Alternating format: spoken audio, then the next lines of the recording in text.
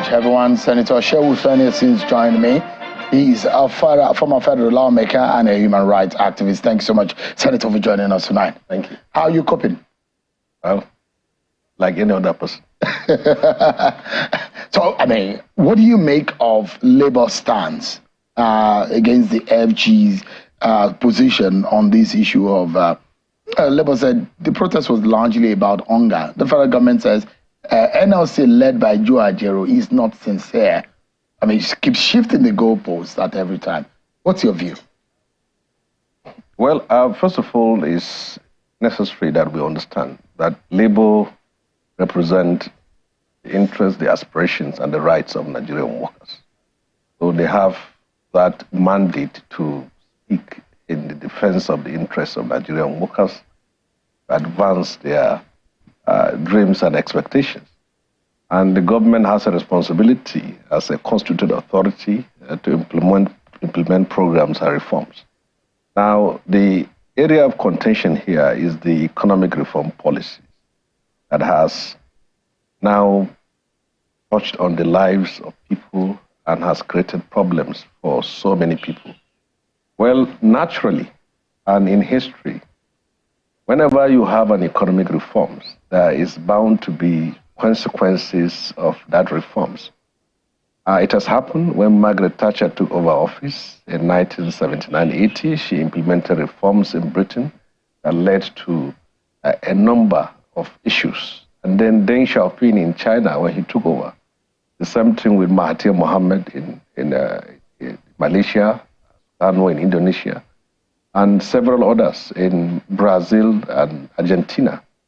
But what those in the position of power need to understand is that when you are implementing economic reforms, you must anticipate the crisis, the issues that will arise out of it, and then you make provisions to address it.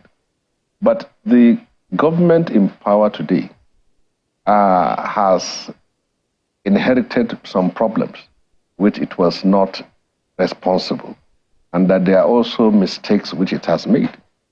The problem it has inherited is that what is going on in Nigeria today, if the Buhari administration in the last 8 years has implemented those reforms, then we could have been reaping the benefit of it now. For 8 years, he couldn't remove subsidy. For 8 years, he couldn't stabilize the Naira, and the way we were going about it is that pumping billions, then trillions, then borrowing to subsidize petroleum products. And then secondly, money is being pumped in to also subsidize the Naira. If all these things was done, it couldn't have been. But it's the same party. Buhari handed over to Tinubu. So there's no excuse. Yeah, Buhari handed over to Tinubu, and they have said so many nice things about him. They have praised him, they have eulogized him, and said so many good things. Recently, when a book was launched, praises upon praises on Buhari's administration. And then the same people who praised him will now come and say that this is what he has done wrongly, and he's what we must be very practical and realistic with ourselves. The problems we find ourselves today originated, was engineered, fabricated, and sustained by the Buhari administration. The Buhari administration institutionally, fundamentally, destroyed the Nigerian economy. And then when Tinubu took over power, and he knows that there is not going to be subsidy, and to be realistic, he was very frank during his campaign. He said, I am going to remove subsidy, and whatever protest that will come out of it, I will not back down. This is all on record. And then people went ahead and voted for him. So he has not deceived Nigerians. Now he is in power. So we are paying the price for the mistakes of the past, for the failure of the past, and for what we refused to do in the past. So this is reality. Labour has the right to protest, but Nigeria should not fear Labour protest. The protest that should be feared is the one that will be organized by an unorganized civil society. Labour protest comes with notice and comes with specifications and comes with control. We are going to have a protest, and it's going to last for 2 days, and we are going to lead it, and we're going to call for its suspension. Say that again, sorry. Yeah. This is not Labour-oriented at all. I know. The protest that took place was a labor protest. Okay. Led by Nigerian workers. But the one should be feared is the one that will be organized by an unorganized civil society where the people who are hungry will now come out on the street. Is there such a plan? It is not going to be a 2 days affair, and it's not going to be led by anybody. It's going to be people in the street. So for now, this has happened. Lessons should be taken. We must address the problems of poverty, of inflation, of hunger in the country. At this state, today, people can't pay their rent, people can't pay the tuition fees of their children, people can't afford to eat, but these are consequences of the reforms. If this was done 5, 6, 7 years ago, we couldn't have been. But we have reached, Tinubu is in a dilemma. He has 2 options. The first one is to implement reform, lose popularity, and then put Nigeria on the right trajectory for the future. The second one is to do what other governments do. Pumping money to subsidize petroleum products, pumping money to show up the naira, and then we'll reach a point which we can't go further. So it is all left for him today. We have had a trickle of this in 1989 when SAP, Structural Adjustment Program of Babangida, was introduced. And people woke up in a day and see IMF policies implemented sector by sector. And there was protest, if you have not forgotten. Yes, I've not. So this is where we are today.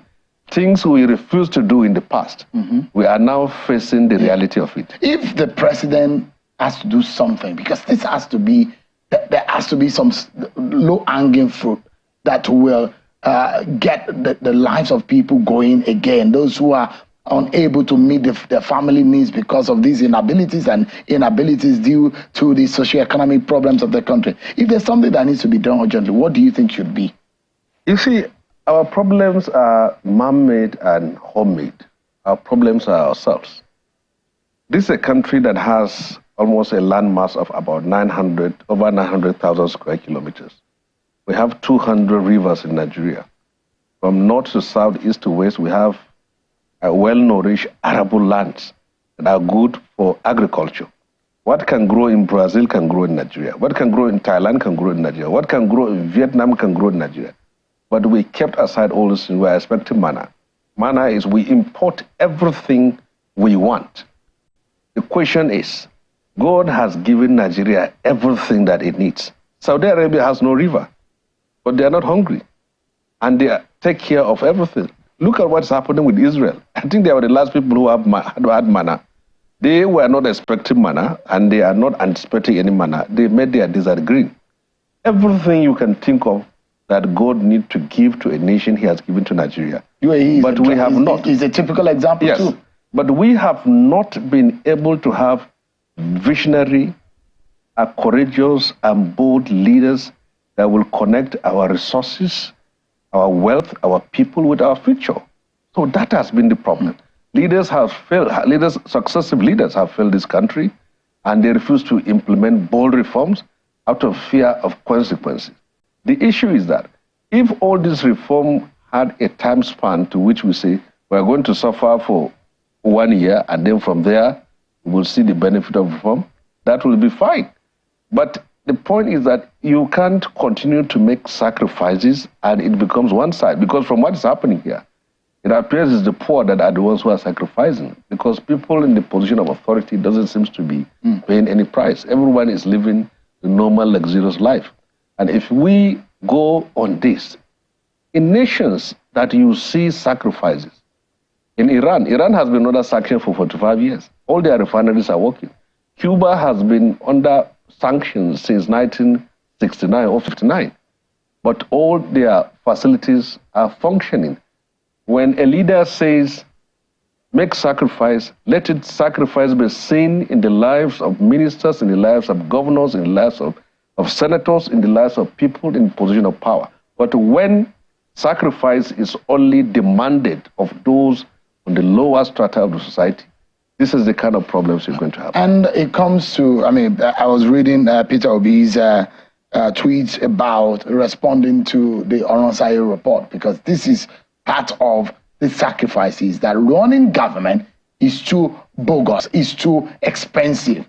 for the meager resources that is coming into the national coffers. So you hear Peter Obi says that there must be a drastic cutting in the cost of governance, eliminating the overlapping of responsibilities to ensure that responsibilities are properly domiciled. So you look at some of we have a list of all of the MDAs, some that have been subsumed, some that have been scrapped, some that have been merged and transferred into other ministries. And Mr. Femi Falana, for example, has said this, and I'd like you to respond to it, comrade. It says, contrary to the belief in official cycles, the 12-year-old Steve Oronsaye report will not substantially reduce the enormous cost of governance in the country, as it does not reflect the current situation in the public service. No doubt the implementation of some of the recommendations of the panel will take appreciable time, as a measure of certain bodies require constitutional amendments or repeal of a number of statutes. However, in implementing the Oronsaye report, the federal government should ensure that the crisis of insecurity is not compounded through the retrenchment of hundreds of thousands of workers. Instead of downsizing the public service, the federal government should ensure that the two houses of the National Assembly are merged, while the number of ministers, special advisors, senior special assistants, and special assistants is significantly reduced. Do you agree with Mr. Falana? Falana is 100% right. But let me tell you this from this perspective. Most of these commissions were created by the National Assembly. When you are elected into office as a senator or as a member of the House of Reps, one of the factors that will be used to gauge your performance or your stewardship in office is the number of bills you are able to sponsor, and also the number of federal agencies you are able to also, that comes out from your bills. And as such, you see every year, legislators, the lawmakers come out with all sorts of ideas on commissions, of agencies, on boards, on bureau, on so many things. But we don't take cognizance of the fact that we are a poor country, a nation of 224 million people with such little resources. So we don't take it. Some of the agencies that we create in this country are so irrelevant and useless. And it is time actually to implement Oronsaye report. But Oronsaye report could have been updated. The president could have invited Oronsaye and his committee, or embellish more, create more committee, invite more people into the committee, appoint them, and then invite Oronsaye and say, update your report based on the fact that new commissions, agencies have been created after this report. Senator, look at and then from there you look at the irony. Since Jonathan's period, when the report was submitted, look at what happened. The recommendation says prune down the number of 263 agencies at the time was a problem to 151. But from that time till now, the number of ministries, departments, and agencies have increased to 1,316. Now, So every other year, we were creating an average of 300 ministries. If you live in Abuja today, there is hardly any street you will move without seeing an agency you never know the name of it in your lifetime. It's either one commission on this, or agency on this, or this and that. Now, this is what we do. Not only in Abuja, but we set up zonal offices in all the 6 geopolitical zones, and then we set up state offices, all expanding bureaucracy that we have to fund. Now, look at the number of these agencies that came after Oronsaye. So, if you look at what is being done now, is that it is simply let us implement this, but without thinking that this has gone out of date. So I believe that the only way to do justice to this is to invite Oronsaye. He has done a beautiful job to update his report. And then from there to implement it. And government need to understand this. Creating all this multitude of agencies will not solve problems. I heard arguments that are being given is that creation of these agencies will make the bureaucracies work. But go around and see. Almost 55% of most of these agencies are living in rented apartments. And you go there, you see some staff duplication of responsibility and duty. For example, what is the difference between National Human Rights Commission and Public Complaints Commission? You look at it.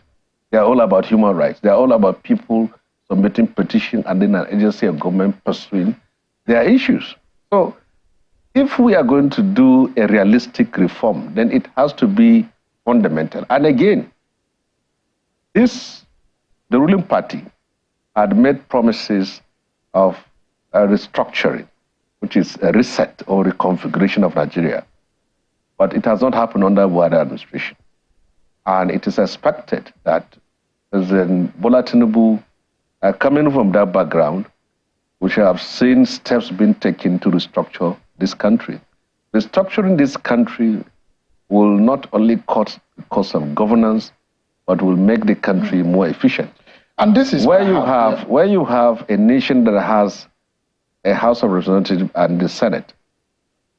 Senegal was able to abolish the Senate. And what you have here, the functions of the Senate and House of Reps are the same. The difference is that we in the Senate, we confirm the appointments of Mr. President, and they don't do it in House of Reps. But other than that, it's the same. Now you have 360 people and 109 people, all serviced by the state in tens of billions of naira. So if we are going to cut the cost of governance, it's not simply not be about merging ministries or harmonizing bureaucracy. Let's wrap this up. And perhaps one thing that the president can go to bed with as a final word from you tonight, if you can do that for me in 30 seconds, what would you say to President Bola Tinubu tonight if he wants to leave a lasting legacy? We all want him to succeed because it's in the interest of our nation. If you are to tell him something about this nation and what he needs to do urgently in 30 seconds, what would that be? From his agenda, there are three ones which are picked, which is security, economy, and agriculture. On security, I've actually seen a serious improvement. Yesterday, I moved from Kaduna to Abuja when I couldn't get a train. The train was suspended because of labor strike. But I've seen serious security presence, and that is a very good job and a positive step taken. On the economy, whatever reforms we are going to take, you have to take cognizance that this is a fragile country, a country that some say is sitting on a cake of gunpowder. And at every opportunity, people capitalize on it, and it's going to create a lot of problems. So Sudan started with protests. Look at what they have done to now. So economic reforms can only function when people are alive. So the need to bring out measures that will address the problems of poverty is needed now. Senator Shehu Sani, such a pleasure having you and having you talk to us on some of these issues. Thank you so much indeed. It's a pleasure. Thank you so much. Thank you. Senator Shehu Sani, former federal lawmaker and a human rights activist.